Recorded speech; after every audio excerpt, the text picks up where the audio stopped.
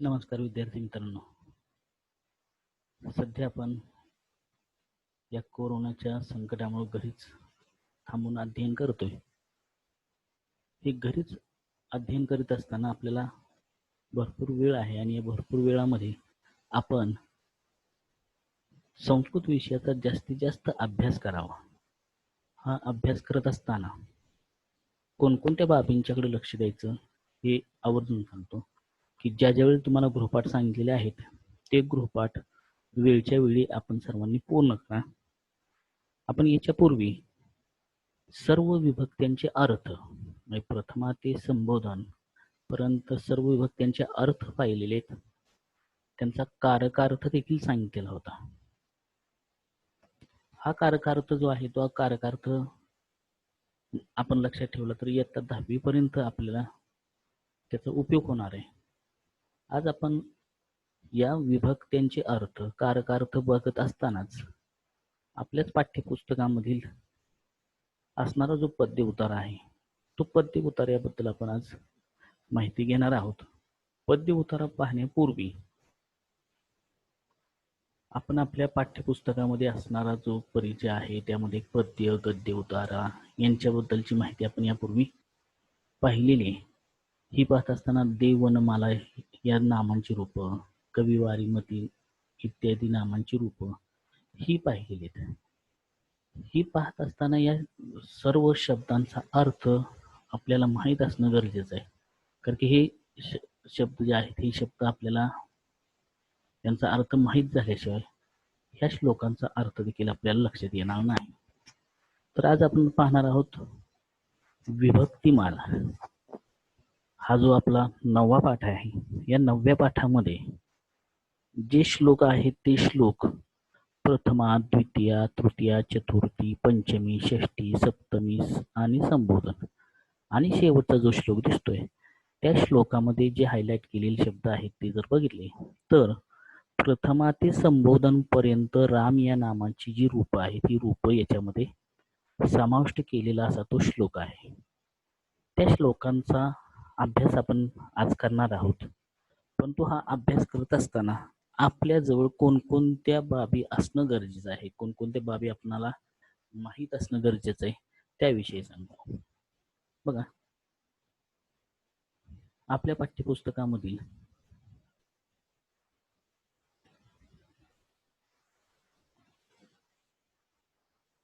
पद्यम हा जो 9वा पाठ आहे तो म्हणजे विभक्तिमाला. विभक्तिमाला म्हणजेच विभक्त्यांची विभक्ती रूपी माळ, विभक्त्यांची माळ म्हणजे ते. मग ही प्रथमा ते संबोधन पर्यंत रूप ज्या श्लोकांमध्ये समाविष्ट आहेत अशा श्लोकांची मालिका ही जी माळ आहे ही माळ तुमच्यापर्यंत या श्लोकाद्वारे आपण पाहणार आहोत. हे पाहण्यापूर्वी आपल्याला आपल्या पाठ्यपुस्तकामधील देव हा शब्द, वन शब्द आणि माला शब्द ही तिन्ही नामांची रूप आपल्याला माहीत असली पाहिजेत. ही तिन्ही नामांची रूप जी आहेत ही तिन्ही नामांची रूप पाहताना आपण कसं अध्ययन करायचं हे आधी तुम्हाला सांगतो. आपण घरी अध्ययन करत असताना देव हा जो शब्द आहे तो देव शब्द म्हणजे आकारांत पुल्लिंगी नाम. तो आकारांत पुल्लिंगी नाम कसं आहे हे या तक्त्याच्या वरच्या भागामध्ये दिलेलं आहे. जसं की देव शब्द कसा तयार झाला, द हे व्यंजन अधिक ए हा स्वर अधिक व हे व्यंजन अधिक अ हा स्वर, यावरून तो देव शब्द तयार झाला. आणि मग हा देव शब्द जो आहे तो शब्दाच्या शेवटी कोणता स्वर आहे तर अ हा स्वर आहे. म्हणून देव या शब्दालाच आपण अकारांत म्हणतो. अकारांत म्हणजे अ हा कार म्हणजे अ हा स्वर शेवटी आहे, अंत आहे, शेवटी आहे म्हणून तो अकारांत. आणि तो पुल्लिंगी आहे, तो देव म्हणून तो पुल्लिंगी आहे. मग या शब्दाची रूप, देव या शब्दाची रूप आपल्याला पाठ्यपुस्तकामध्ये दिलेली. ही रूप पाहत असताना आपल्याला केवळ प्रातिनिधिक स्वरूपामध्ये देव हा शब्द आपल्यासमोर मांडलेला आहे.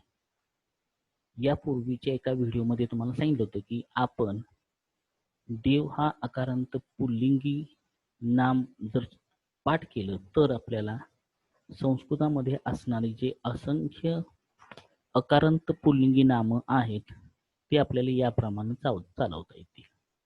म्हणजेच आपण समजा अकारांत पुल्लिंगी एखादा शब्द घेतला तर तो शब्द चालवायचा कसा. समजा वृक्ष हा शब्द घेतला.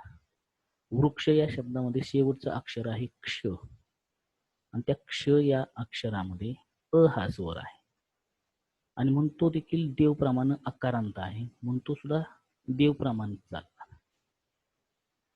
मग इथं तो चालताना कसं चालणार आहे बघा. वृक्ष वृक्ष वृक्षा हा प्रथमा. जसा देव शब्द अकारांत पुल्लिंगी चालला, देव देवो देवा हा प्रथमा, तसा वृक्ष कसा चालणार. वृक्ष वृक्ष वृक्षा हा प्रथमा. म्हणून आपल्याला आपल्या पाठ्यपुस्तकामध्ये केवळ देव हा शब्द आकारांत पुल्लिंगी प्रातिनिधिक स्वरूपात दिले आहे. संस्कृतात असणारे असंख्य आकारांत नाम ही देव शब्दाप्रमाणे चालतात. मग असं तुम्ही कमीत कमी 5 नामं तरी आपण या पद्धतीने चालवायची. चालवत असताना काही नियमांचा मात्र आधार आपल्याला घ्यावा लागतो. त्यामध्ये षष्ठी विभक्तीचं जे बहुवचन आहे देवानाम, इथं नचा न होणे. आता हे पूर्ण काही सांगत नाही, परंतु काही रूपांमध्ये नचा न होतो, न बाणादी. मग आता हा शब्द संस्कृतमध्ये चालवलाय, मग या संस्कृत शब्दाची रूप जी आहेत मराठीमध्ये त्याचा नेमका अर्थ काय होतो याविषयी आवर्जून लक्षात घ्या की देव हा आकारांत पुल्लिंगी आहे. तो कसा तयार झाला हे सांगितलं तुम्हाला. द अधिक ए अधिक व अधिक अ म्हणजे देव हा शब्द तयार झाला. मग देव देव देव देवा हा प्रथमा. मग यांचा अर्थ काय होणार आहे तिचा. एक देव अनेक देव, एक देव दोन देव अनेक देव. कारण की संस्कृतमध्ये 3 वचन, एक वचन द्विवचन आणि बहुवचन. मग प्रथमेमध्ये त्याचे अर्थ काय होतात. आता हा जो तक्ता दिलाय तो तक्ता आपल्याला 10वी पर्यंत उपयोगी पडणार आहे. कारण की आपल्याला याचा अर्थ लक्षात आला तर प्रत्येक नाम किंवा प्रत्येक सर्वनाम याचा अर्थ याप्रमाणेच तुम्हाला देता येईल. आता द्वितीयमध्ये काय अर्थ होतो बघा. एका देवाला, 2 देवांना, अनेक देवांना. मग तुम्ही दुसरा शब्द घेतला, समजा वृक्ष हा शब्द घेतला तर वृक्षाला, 2 वृक्षांना, अनेक वृक्षांना. द्वितीय. तुम्हाला जो गृहपाठ आहे तो आजचा म्हणजे कुठला, तर तुम्ही देव व माला ही 3ही नामं वहीमध्ये लिहिलेली तुमची असतीलच. ह्या नामांचा अर्थ मराठीमध्ये लिहायचा आणि अन्य एखादा शब्द तुम्ही परिचयाचा असेल तो घ्यायचा आणि त्याचा मराठीतून अर्थ लिहायचा.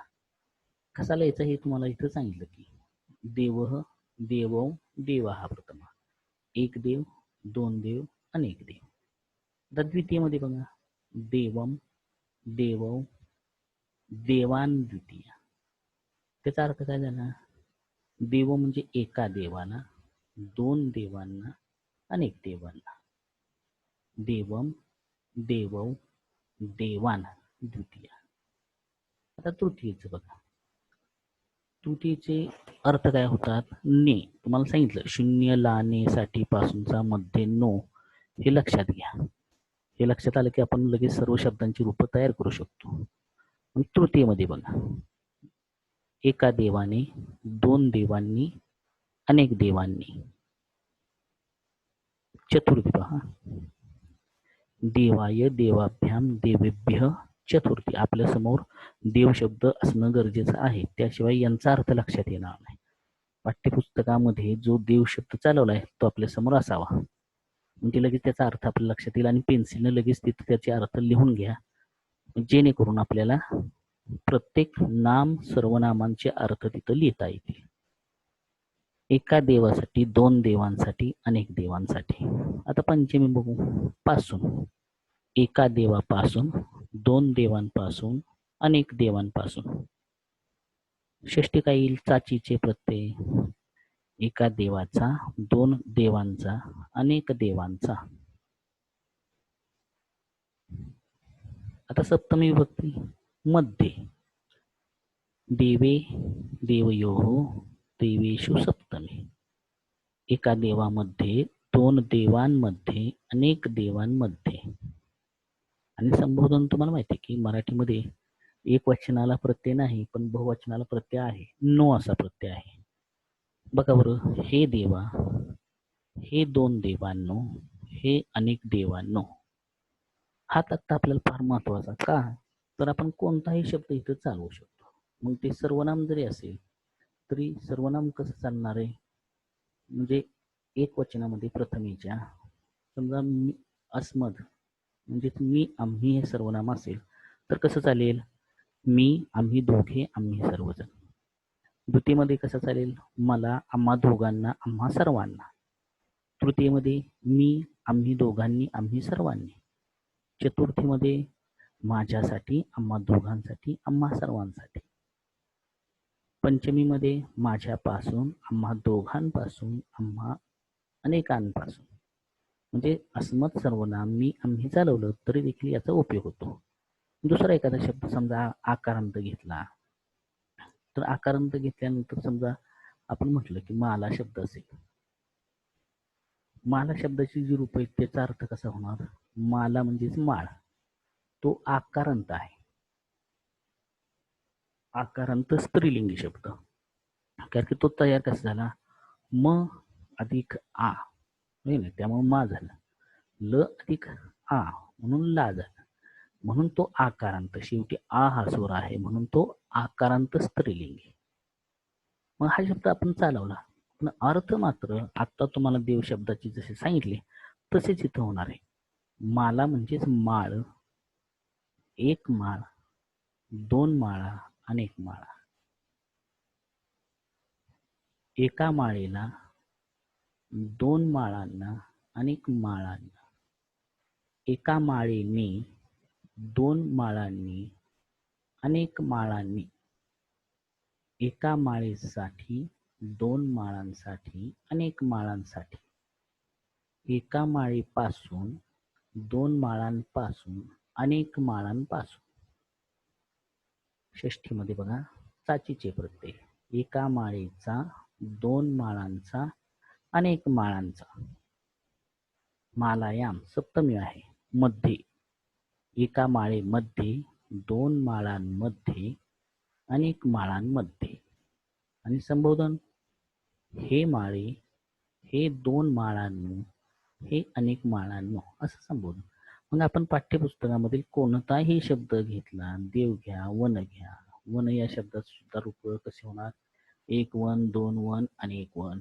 एका वनाला, दोन वनांना, अनेक वनांना.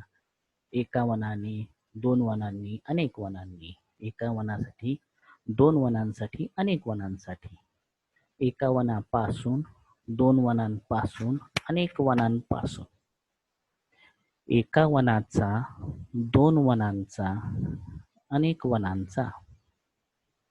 एका वनामध्ये, दोन वनांमध्ये, अनेक वनांमध्ये. हे वन, हे दोन वनांनो, हे अनेक वनांनो. असा अर्थ आपण लिहून घ्यायचा आहे. हा लिहित असताना तुम्ही कोणताही अन्य शब्द घ्या. पाठ्यपुस्तकामध्ये वन, देव, माला या शब्दांखाली आणखीन काही शब्द दिले, त्या शब्दांची रूप संस्कृतमध्ये लिहून त्याचा मराठीमध्ये अर्थ लिहिणं अपेक्षितच आहे. तुम्ही मराठीमध्ये त्याचा अर्थ प्रत्येकाचा लिहा. एकदा सर्व विभक्त्या आणि सर्व वचनांची रूप आपल्याला मराठीमध्ये आणि संस्कृतमध्ये लक्षात आली की मग त्यानंतर मात्र आपण मराठीमध्ये त्याचा अर्थ न पाहता तो शब्द संस्कृतमध्येच कसा वापरता येईल हे आपण पाहणार आहोत. कारण की आपण काही तासानंतर आपल्याला वाक्यरचना बनवता येतात का हे आपल्याला पाहावं लागणार आहे. त्यासाठी ह्या सर्व विभक्त्यांचे अर्थ प्रत्यय आपल्याला माहीत असणं गरजेचं आहे. आणि हे तीनही नामं, आता तरी ही तीनही नामं तुम्ही पाठांतर करणं गरजेचंच आहे. पाठांतर करत असताना एक नमुना दाखल आपण वन शब्द घेतोय. वनम वने वनानि प्रथमा, वनम वने वनानि द्वितीया, वनेन वनाभ्याम वनैहि तृतीया, वनाय वनाभ्याम वनेभ्यः चतुर्थी, वनात् वनाभ्याम वनेभ्यः पंचमी, वनस्य वनयोः वनानां षष्ठी, वने वनयोः वनेषु सप्तमी, हे वन, हे वने, हे वनानि संबोधनम. अशी नामं तुम्हाला दररोज पाठ करणं गरजेचं आहे. वर्गामध्ये असता सामूहिकरित्या पाठांतरामुळं आपल्याला ही नामं श्लोक लक्षात राहतात. आपण आता घरी बसल्यामुळं आपण ही वैयक्तिक पातळीवर ही नामं दररोज किमान पक्षी 2 वेळा म्हणजे सकाळी 5 मिनिट त्यासाठी वेळ घालवायचा आहे आणि संध्याकाळी देखील 5 मिनिट त्यासाठी पाठांतरासाठी वेळ घालवायचा आहे. तुम्हाला पुढचं पाठांतर येण्यापूर्वी तुम्हाला देव, वन, माला आणि लट लकाराचे प्रत्यय पाठ होणं गरजेचं आहे. तोपर्यंत तुम्ही ते पाठ करून ठेवा. आता आपण काय पाहिलं तर देव शब्द, वन शब्द आणि माला शब्द यांचे सर्व विभक्त्यांचे जे अर्थ आहेत ते अर्थ आपण पाहिलेले आहेत. आता आपण प्रत्यक्ष या विभक्त्यांचा वापर केलेले जे श्लोक आहेत ते श्लोक पाहणार आहोत. पण हे श्लोक पाहण्यापूर्वी त्यांची रचना नेमकी कशी असते हे आपण आधी बघूया. आपल्या पाठ्यपुस्तकामध्ये पृष्ठ क्रमांक 31 वर हा पद्यपाठ आपल्याला आहे. हा पद्यपाठ जर बघितला इथं पहिला श्लोक आहे बघा. धर्मो जयती ना धर्म, सत्यम जयती नानृतम, क्षमा जयती न क्रोधो, देवो जयती नासुरः. मग याची रचना जी असते ती कशी असते बघा. हा 2 ओळींचा श्लोक आहे आणि ह्या 2 ओळींच्या श्लोकामध्ये एकूण 4 चरण आहेत. प्रथम चरण धर्मो जयती ना धर्म हे प्रथम चरण आहे.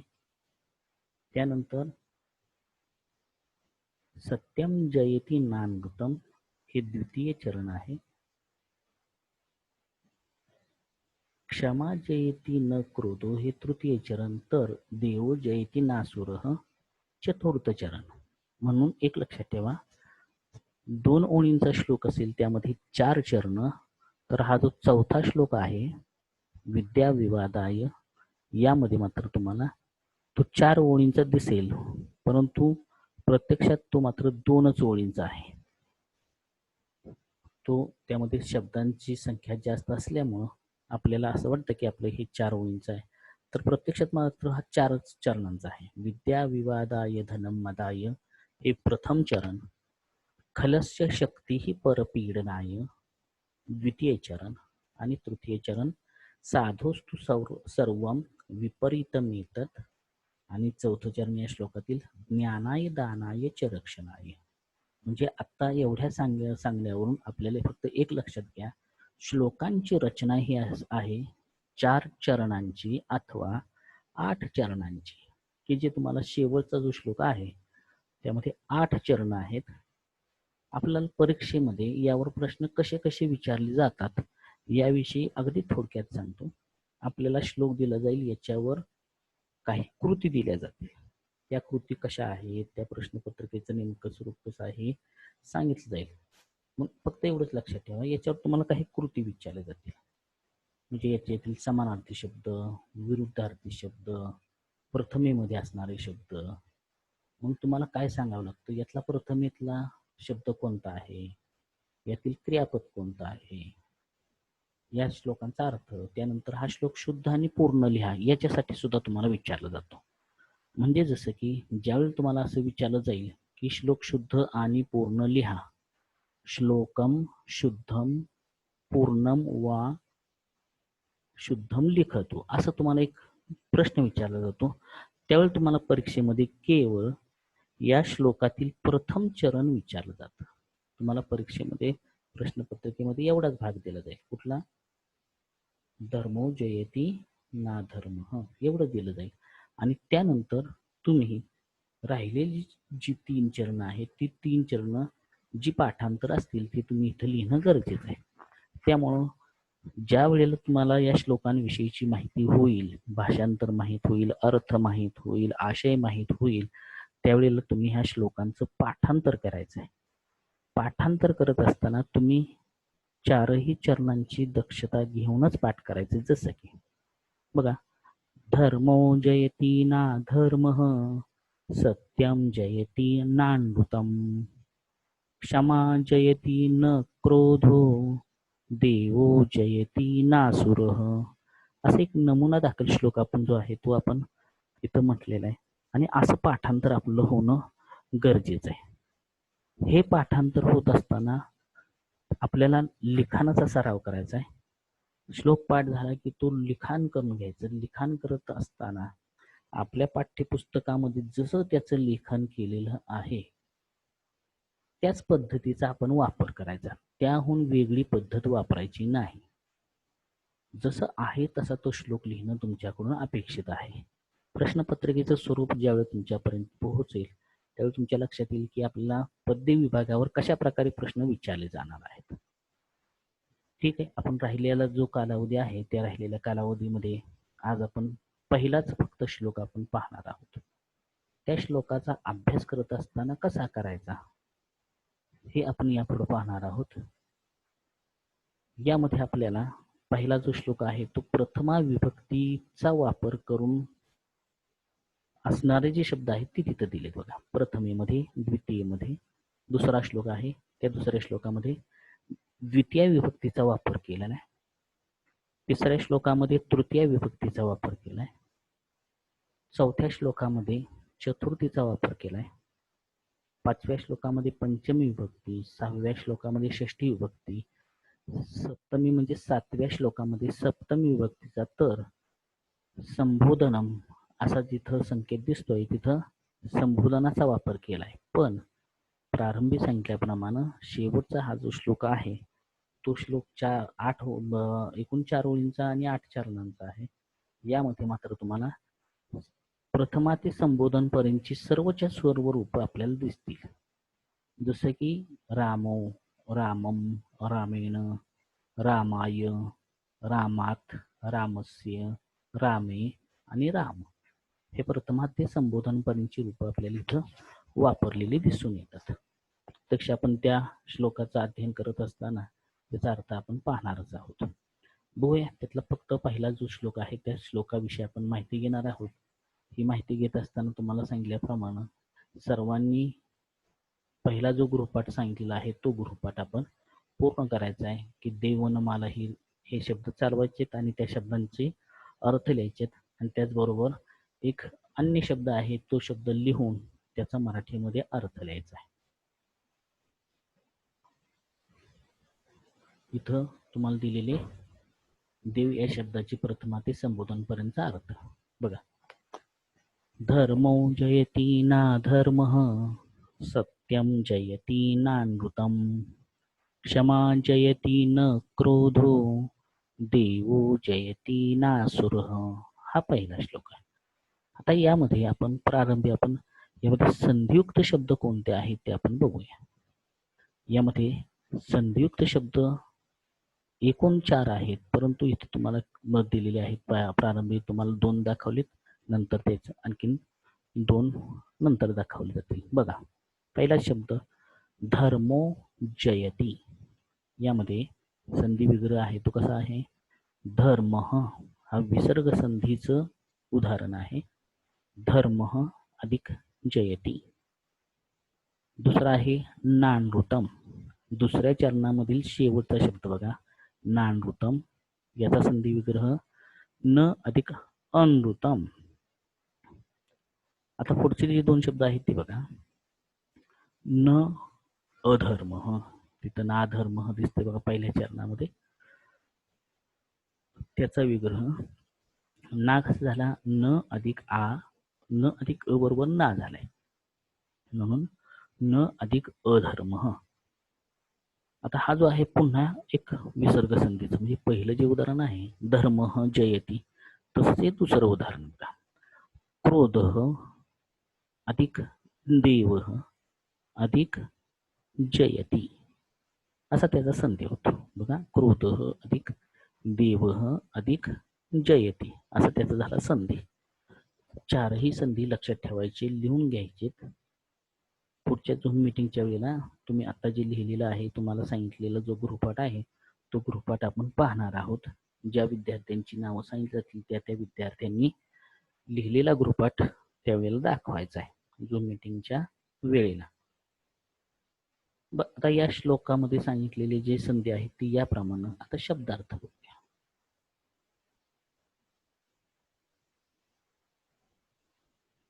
शब्दार्थ बघा, जयती हे आहे क्रियापद.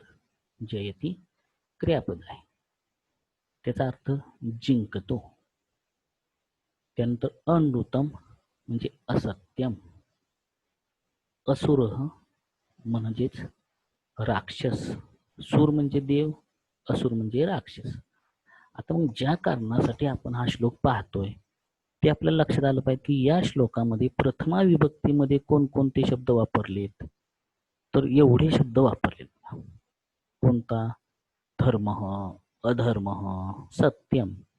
धर्म हा शब्द पुल्लिंगी आहे.